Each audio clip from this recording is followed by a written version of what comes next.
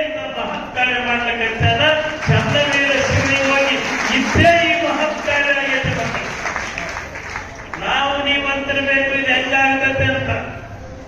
ಆ ಚನ್ನವೀರ ಶಿವಯೋಗಿಯ ಶರೀರ ಅಷ್ಟೇ ಹೋಗಿರ್ಬೇಕು ಮಕ್ಕಳೇ, ಜೀವ ಇಲ್ಲಿ ಐತಂತೆ ಇಂಥ ಮಹತ್ ಕಾರ್ಯ. ನಾವು ಅವ್ರ ಕಾಲಕ್ಕಿದ್ದವರಿದ್ದೀವಿ ಇಲ್ಲಂತಿಲ್ಲ.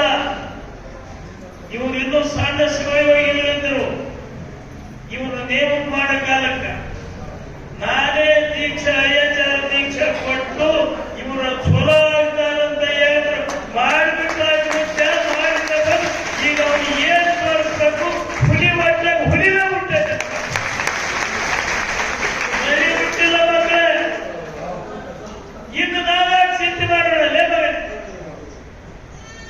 ನೋಡಿದ್ರಷ್ಟೇ ಬಿಟ್ಟಷ್ಟೇ ಹೊರಗೂ ಕೂಡ ವಿಚಾರ ಮಾಡತೈತೆ, ಯಾವ ಕಾಲಕ್ಕೂ ವಿಚಾರ ಮಾಡಲ್ಲ. ಅದನ್ನು ಚಂದ್ರವೀರ ಶಿವಯೋಗಿಗಳು ಇವರ ಗರ್ಭದಲ್ಲಿ ಇವರ ಶರೀರದಲ್ಲಿ ಬಂದು ಏನು ಮಾಡಿದಂತಾರ ಅದು ವಿಶಿಷ್ಟ ರೂಪವಾಗಿ ಆಗ್ತದೆ ಅಂತ ಹೇಳಿದ. ಇನ್ನೆಂಥ ಕಾರ್ಯ ಬೇಕು? ನಮಗೆ ಮಾತ್ರ ಪೂರ್ತಿ ಪರಮ ಸಂತೋಷರಿಗೆ. ನಮ್ಮ ಶಾಸ್ತ್ರಿ ಏನಲ್ಲ, ನಾವಂದ್ರೆ ಎಲ್ಲಿರ್ತವೋ ಏನಿಲ್ಲ, ನಮ್ಗೆ ಹೇಳಕ್ ಬರಕ ಎಲ್ಲ ನೀವು ಮೂವತ್ತು ಬಿಟ್ಟಿರ್ತೀವಿ. ಏಸ್ಕೊಳ್ತಾರೆ ಅಂತೂ ಈ ಮಹತ್ ಕಾರ್ಯ ಮಾಡಿ ಮುಂದುವರಿಸಿ ನಮ್ಗಾರ ಪೂರ್ತಿ ಪರಮ ಸಂತೋಷ ಆಗೈತೆ.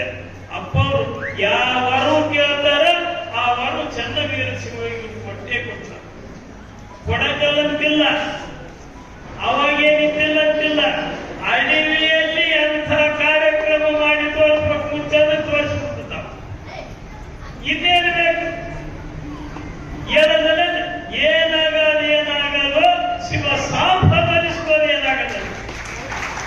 ಅದನ್ನು ಚನ್ನವೀರ ಶಿವಯೋಗಿಗಳು ಇವರು ತಲೆ ಮೇಲೆ ಹಸ್ತ ಇಟ್ಟಾರ.